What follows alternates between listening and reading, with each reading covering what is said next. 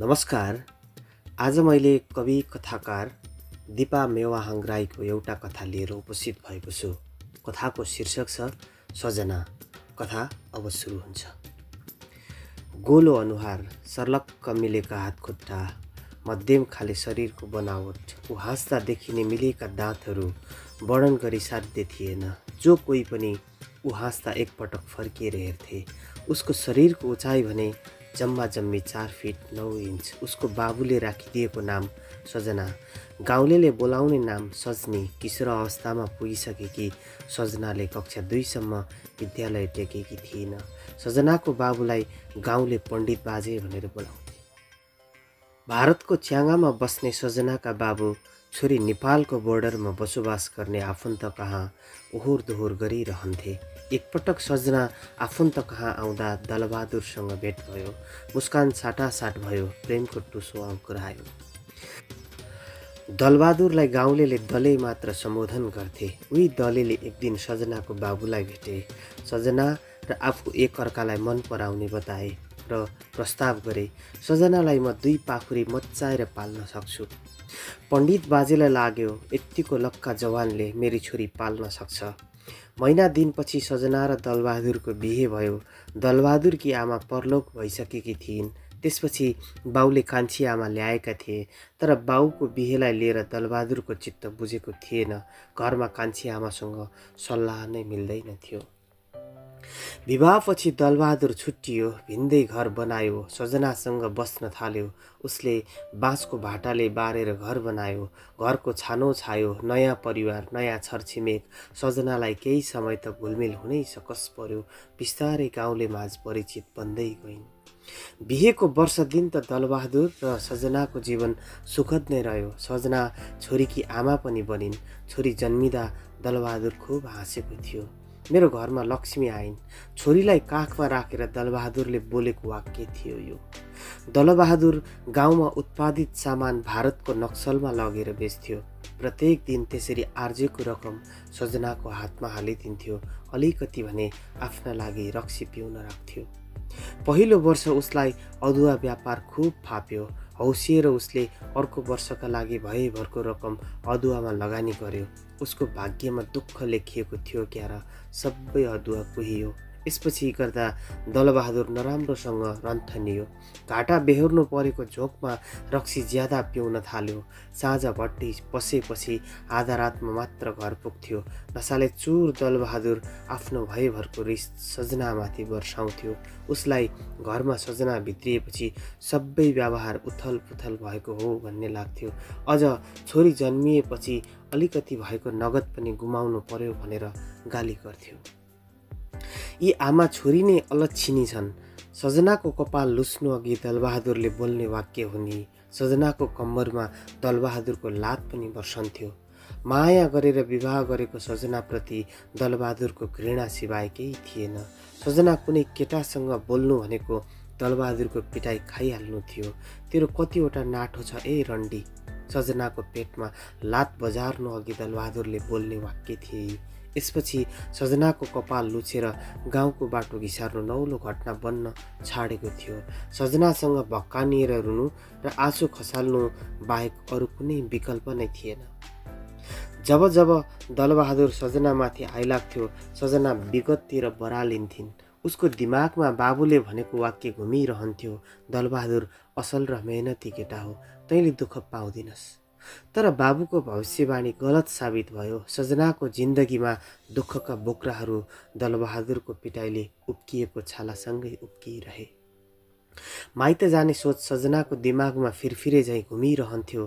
तर सोच्थिन् दलबहादुर माथिको बाबुको विश्वास भत्कियो भने के गर्ने। उनलाई बाबुको विश्वासमाथि प्रहार गर्न कहिल्यै मन लागेन। खुम्चिएर साँगुरिएर त्यहीँ अडिरही। त्यही सानो झुपडीमा 1000 ढिक्का आँसु खसिरह्यो। त्यही भुइँमा बिलाइरह्यो। अरू विकल्प पनि के नै थियो र उनको। सजनाले दलबहादुरको रक्सीको आदत छुटाउन निकै प्रयत्न गरी। बीचबीचमा दलबहादुर रक्सी छोडे झैँ पनि गर्थ्यो। रक्सी छाडेको समय सजनाप्रतिको उसको प्रेम छताछुल्ल हुन्थ्यो। तर कुन दिन उसको दिमाग बिच्किन्थ्यो, रक्सीमा लतपतिएर घर फिर्थ्यो।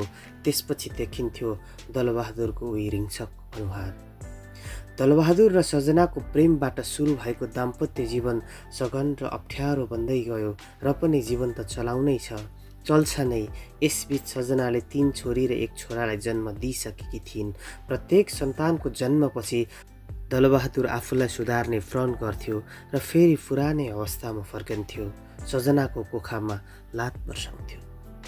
समय बित्दै गयो, जसोतसो घर चल्दै गयो। ठुली छोरी मेलापात गर्न सक्ने भइसकेकी थिए। सानो छोरो 4 कक्षामा पढ्ने भइसकेको थियो। सजना बुढेसकालतिर लाग्दै गइसकेकी थिए। उमेर अधवैँसे भए पनि खानकी र यातनाले निकै उमेर खाएको जस्तो देखिन्थे। गाउँमा मेला भर्नु, केटाकेटीको भोक मेटाउनु सजनाको दैनिकी थियो। घरको चुलो सजना कामबाट नफर्किएसम्म बल्दैन थियो। दलबहादुर पूर्णकालीन रक्सीमा परिणत भएको थियो। दलबहादुरले रक्सी मात्र छाडे हुने थियो। सजनाले घर थेगिरहेकी थिए। सजनालाई पिट्नु, यातना दिनु दलबहादुरको दैनिकी थियो। एकपटक त उसलाई मरणासन्न हुने गरी पिट्यो दलबहादुरले। भोलिपल्ट उठ्न त के, हलचल गर्न पनि नसक्ने भई जेठी छोरीलाई खाना बनाएर खाएर स्कुल जाऊ भनेर अराई ओछ्यानबाटै। त्यसै दिन मेला जान पनि सकिन। दिनभर ओछ्यानमा सुतेर रोइरही। साँझपख दलबहादुरको कान्छी आमाकोतिरको देवर सजनाको हालखबर बुझ्न आए। देवर भाउजूले सुख दुःखको बात मारे। भाइ फर्केर गयो। भाइ आएको थाहा पाएर दलबहादुरले सजनालाई त्यस रात गाई बाख्रालाई जस्तै थाममा बाँधेर पिट्यो। पुसको महिना, बाहिर हुस्सु डम्म थियो। जोइपोइ आगो ताप्दै थिए। केटाकेटी बाहिर कतै खेल्न निस्किएका थिए। दलबहादुरले रक्सी पिएको थिएन। यो उपयुक्त समय हो भन्ठानेर सजनाले लोग्नेको अनुहार हेर्दै भनिन्, तिमी यसरी नै रक्सी पिएरै जिन्दगी सकाउने हो? तिमीलाई हाम्रो माया लाग्दैन? मेरो नभए पनि छोराछोरीको त वास्ता गर। दलबहादुरबाट कुनै जवाफ आएन। ऊ रक्सी नपिउँदा देवता जत्तिकै देखिन्थ्यो। मौन, एकदम मौन। पिएपछि भने कुनै हिंसक जनावर जस्तो। सजनाले फकाएको केही दिन दलबहादुरले रक्सी पिएन। सजना दङ्ग परी। छिमेकी पनि दङ्ग परे। दलेका बाउ खुसी भए। तर समय उस्तै रहेन। दलबहादुरको दैनिकी पुनः उही दोहोरियो। दिनभरि रक्सी पिउने, साँझपख छोराछोरीलाई तथा नाम गाली गर्ने, राति स्वास्नी कुट्ने, बिहानभरि सुत्ने। एक दिन दलबहादुर बिरामी पर्यो। बिस्तारै दलबहादुरको अनुहार सुन्निन थाल्यो। पेटमा पानी डम्म भरिए जस्तै देखियो। शारीरिक रूपले दलबहादुर असुहाउँदिलो देखियो। सजनाले गाउँको धामी बोलाएर भूत प्रेत मन्साउन लगाइन्। तर ठिक नभएपछि हेल्थ पोस्ट लगिन्। त्यहाँ उसको खकार परीक्षण पश्चात मात्र थाहा भयो दलबहादुरलाई क्षयरोग लागेको रहेछ। डाक्टरले नियमित औषधि खानुपर्ने बतायो। कम्तीमा पनि औषधि सेवन नगरुन्जेल रक्सी त मुखमै पार्न नहुने पनि बतायो। रक्सी पिउने बानीले आजित सजना दलबहादुरलाई छाडेर जाने बारे सोच्थिन्। तर दलबहादुरको डढेको कालो अनुहारले छाडेर जान दिँदैन थियो। दलबहादुरले नगरे पनि सजनाले त उसलाई प्रेम गरेकी थिए। अब सजनाको नियमितता भनेकै दलबहादुरको लागि फलफुल र औषधि व्यवस्था गर्नुभयो। नियमित औषधि सेवनले दलबहादुर बिस्तारै तङ्ग्रिँदै गयो। हिँडडुल गर्न सक्ने भयो। तर पुनः रक्सी पिउन थाल्यो। सजनाको लाख कोसिसको बावजुद पनि दलबहादुर रक्सीको दलदलमा झन गाडिँदै गयो। दलबहादुरले फेरि झगडा कुटपिट गर्न थाल्यो। सजना आजित भई। दलबहादुरको अत्याचार सहनै नसकेपछि एक बिहान माइत जान्छु सोचेर काखी छोरी च्यापेर जङ्गलको बाटो हिँडी। बाटाभरि मनमा अनेक कुरा खेलाइरही। बाबालाई अचानक आउनुको कारण के भन्ने? विवाहपछि बिदा गर्ने बेला बाबाले भनेका कुरा सम्झी। जन्मनु चाहिँ यस घरमा जन्मिस, अर्थी चाहिँ ज्वाइँकै घरबाट उठाउनुपर्छ। यो सम्झनाले उसलाई आफ्नो मुटु आधा चिरेर कतै फ्यात्त झरे जस्तो लाग्यो। आधा मुटु बोकेर बाटैबाट फर्की। घर आउँदा लोग्ने थिएन। रातको 10 बजेतिर दलबहादुर आइपुग्यो।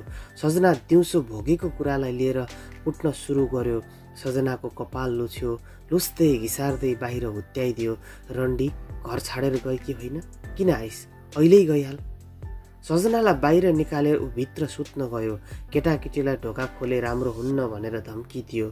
त्यस रात सजना पिँढीमै सुती। बिहानी पख दलबहादुरलाई रक्सीको नसाले छाड्यो।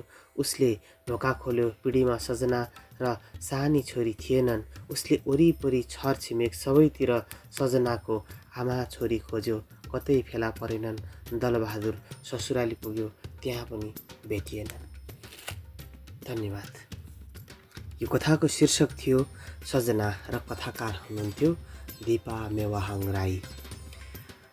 धन्यवाद यतिन्जेलसम्म सुनेर साथ दिनुभयो। पक्कै पनि मन पर्यो होला। कथाकारलाई र वाचकलाई कुनै सुझाव छ भने हामीलाई कमेन्ट गर्नुहोला, भिडियोलाई लाइक गरिदिनुहोला र च्यानल सब्सक्राइब गरिदिनु हुन हार्दिक अनुरोध छ। धन्यवाद।